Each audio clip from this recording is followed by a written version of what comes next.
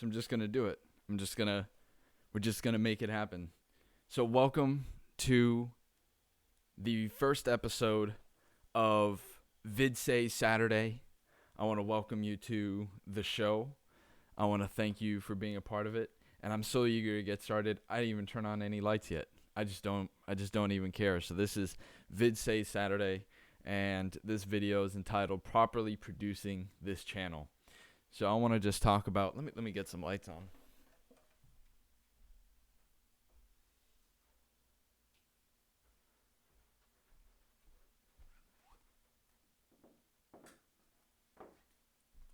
All right.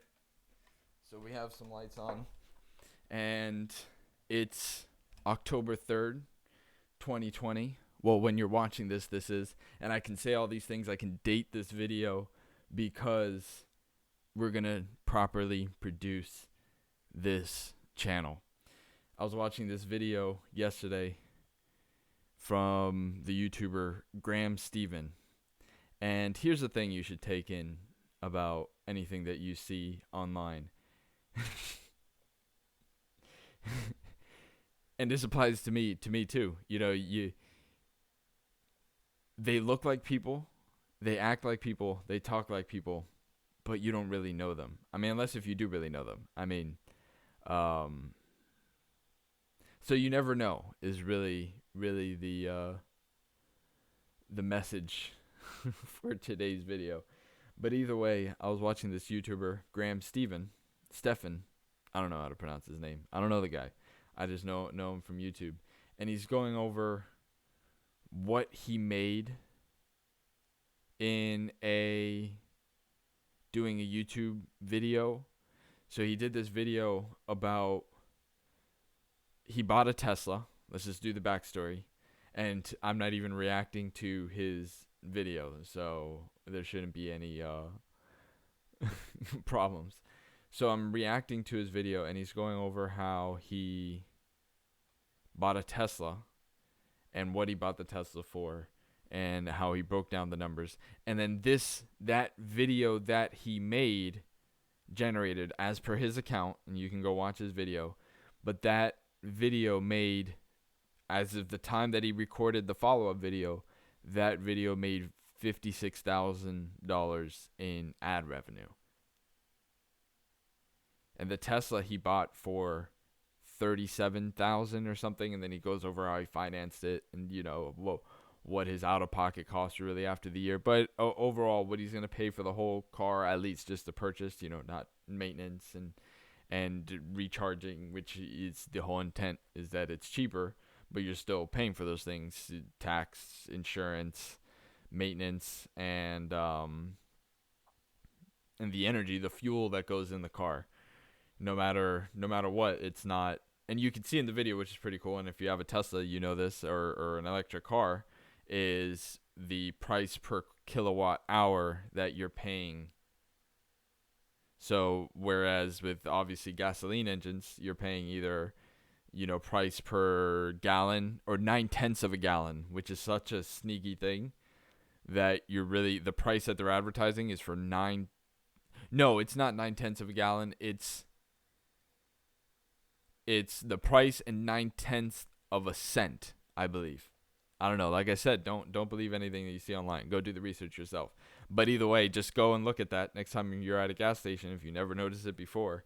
After most prices, at least in the United States, there's a 9/10, and I believe that to mean it's the 9/10 of a cent. So since you're putting fuel in and it's calculating, you know, you're not going in and just getting a gallon. You're getting whatever you put in. You're either putting $10 in and you're getting $10 worth of gas, or, you know, you're putting your card in or until it fills up and you use it however you use it, and then you go back and get the change if you paid cash or you're using the card. The point is the pricing for the energy that the car uses, and every car, whether it's electric or gasoline, there's still a cost for the energy. So you have to pay for that. You have to pay for insurance. You have to pay for, you know, the tax. You have to pay for the car. So either way, he made this video about the Tesla and how he was paying $78 per month I'll put in air quotes because this is the first year. This is for the first, what it makes you think that it means is that, his payments are $78 per month every month, for the car. And if you're comparing that to your own car payment, that's why, likely a lot of people, Tesla's a popular thing. And then being able to get one for $78 per month, like that computes in a wide variety of people's heads. Like, let's go into the monitor view. So here we have the schedule. You could see this, I don't mind. And the schedule is for the daily shows that I'm gonna put out. And this first one is properly producing this channel. And by properly producing it, I guess I don't know if it's properly produced, but hopefully it sounds good. And doing an actual, framing each episode. Most of them are still just going to be me just talking nonsense and then putting some kind of keyword, but maybe some of the thoughts are interesting to you. Maybe they're entertaining to you. Either way, it's my channel. My name's on it. I could do what I want. And this is the great thing about it. So in 2020, and since at least 2006, when YouTube's been around, every person with an internet connection has the ability to be their own executive producer. You don't have to wait for a studio to pick you up or someone to hire you and to work through the ranks. You can start being your own executive producer, right on this platform. And with all the problems that people say that the platform has and yada yada, it still gives you this ability, which was previous. And there's other sites that do it, but the actual amount of viewers that are available. And at the end of the day, that's what matters, is whatever kind of artistic thing you create, if no one sees it, it's great that you do it. See, that's the thing. You shouldn't let maybe no one seeing it stop you from doing it. That the motivation should be that you do more, because you never know what's the thing that's going to be seen. So the less things you put out, the less chances that there are that people can see it. Whereas the more things you put out, the more chances that you are. And some of that I'm getting even from Graham's video. I was doing a little, rabbit hole. So let me sign in. And let me just show you at least an example from my very small channel, just how this comes out to be true. It just does. Now, here's the analytics. And, I have no issue showing the analytics. You can see the last 28 days. And this is how you know this video is not on October 3rd. I recorded it early. But, unless there's some explosion in the channel, I think when you're seeing this, it should be fine. So, but you can see that here I was putting up a bunch of videos. Every one of these little play buttons or play icons is a video. So I was doing these, GTA 5 gameplay videos, and they were getting some views, but very, very, very few.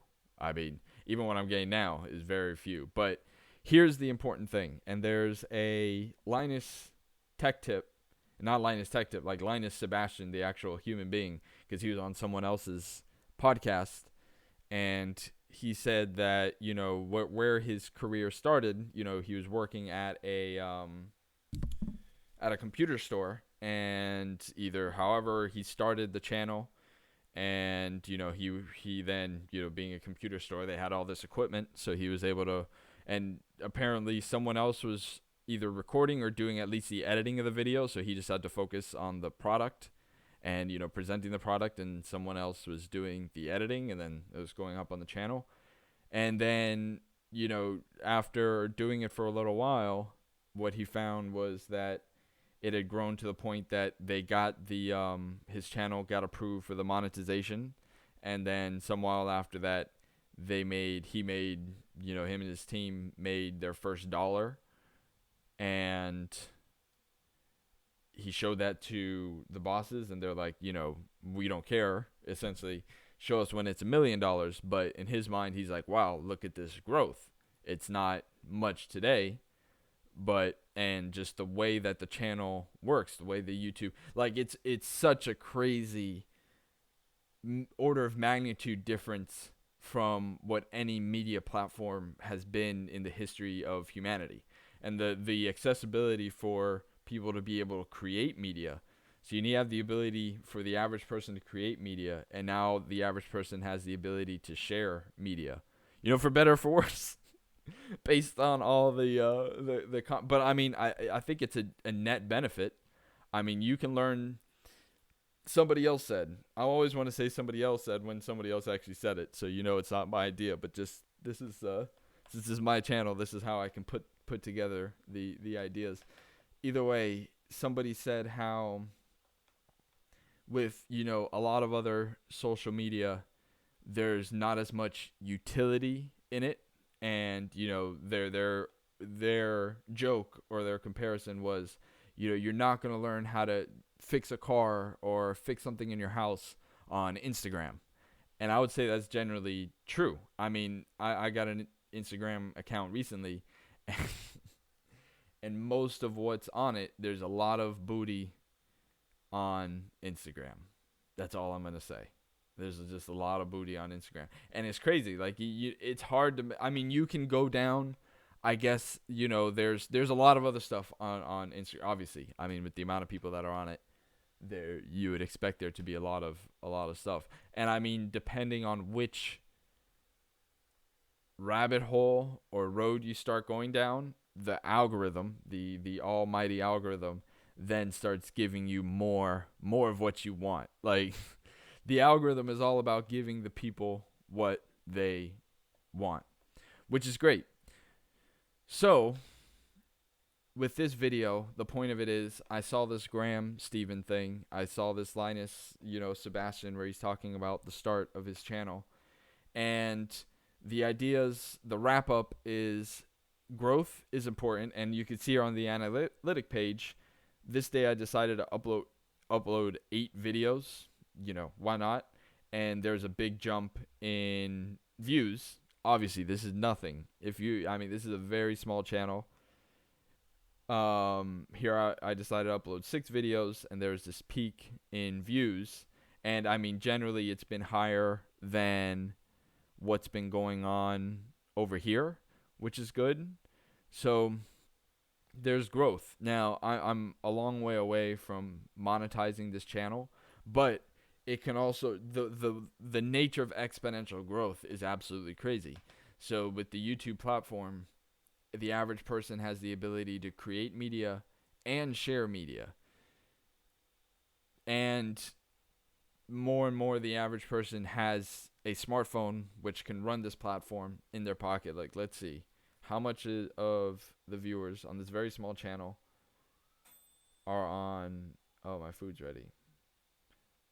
When you view other videos, is there one that it says what device type? There we go. So we see most people are on the mobile phone. There you go. There's the proof right there. Most people are on their mobile phone, just from this small channel. Now, other channels, maybe it's different, but I would imagine across all channels, more people just generally, out of 100% of the population are watching. If they're watching YouTube videos, they're more likely to be watching it on the phone. Number one, because it's more accessible in all ways. Like, it's cheaper to get a phone, especially with the way that the phone providers subsidize, the phone cost. So you have it included with, it's just it's just a bump in monthly payments for you to get a phone, with usually little down, little to no money down other than what you're paying for the phone plan. So that option isn't available for things like laptops and, say, tablets. Some tablets have it because they have the, if you buy a data plan with it, you get some kind of deal, but not like a phone. So, a laptop is usually 100% out of cost. Like, unless you have some other kind of financing, it's usually, 100% cost, up front. You buy it off Amazon or whatever.